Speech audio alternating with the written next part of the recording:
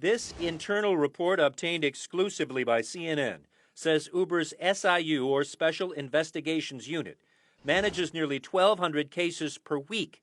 Sources familiar with this unit say those cases include fights, serious traffic accidents, and deaths, but many of them involved sexual assaults, sexual misconduct, and rape by Uber drivers.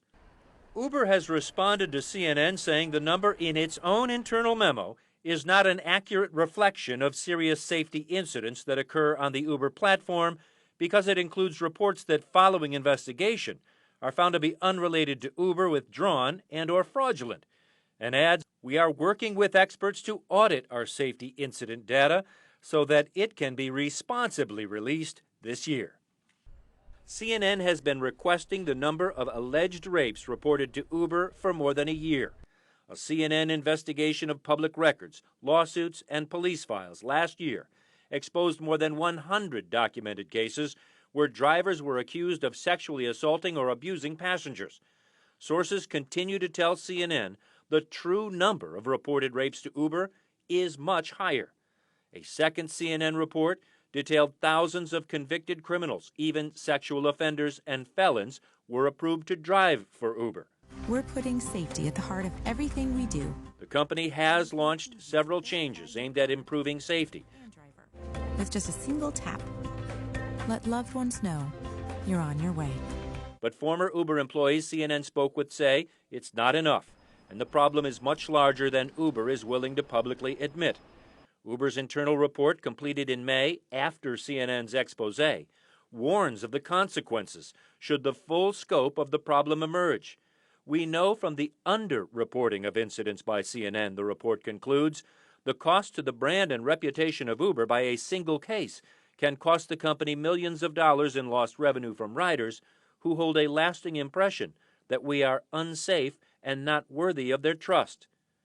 The report was conducted to analyze workloads and stress levels of the 60 Uber investigators and shows how the company struggled to handle the nearly 1,200 serious allegations of inappropriate or illegal conduct per week. One worker quoted in the report said the number of cases in a week is crazy. According to the document, the SIU staff are mostly in their 20s and 30s, underpaid, overworked. Some have little relevant experience, according to a half-dozen former Uber employees CNN spoke with. One Uber investigator went from being a Starbucks shift manager to handling calls from victims.